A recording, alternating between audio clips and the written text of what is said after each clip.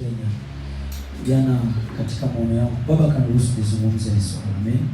Kwa hiyo nilimfuata nikamuuliza, baba, nimeona maono haya, what should I do? Akanambia nenda kaizungumze wakaniombee.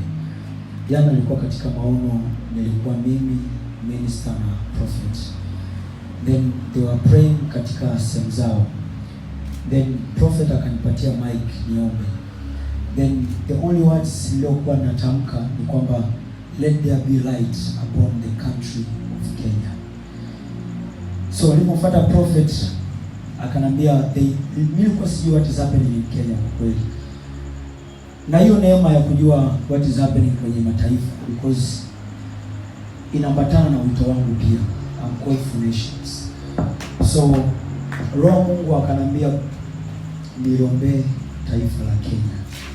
I don't know what is happening in Kenya, but kwa Mungu alivyoniambia prophet, ananiambia kuna civil wars happening in Kenya. Vita vya ndani ya nchi. Is it true kaka?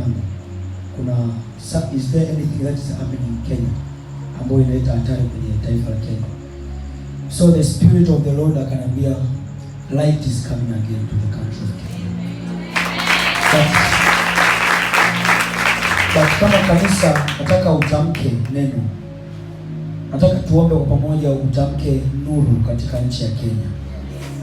Naomba tuombe kwa pamoja. Father, I pray in the mighty name of Jesus.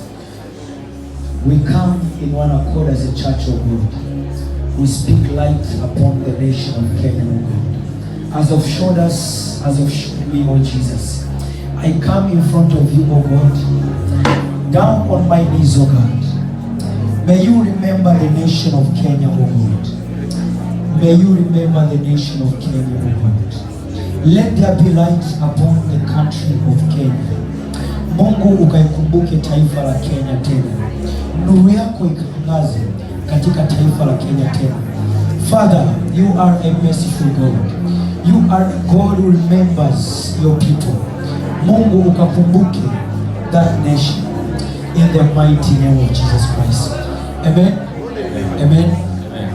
Mungu awabariki sana na Mungu akakumbuke maisha yenu pia. Amen. God bless you so much. Ninawapenda sana. Amen.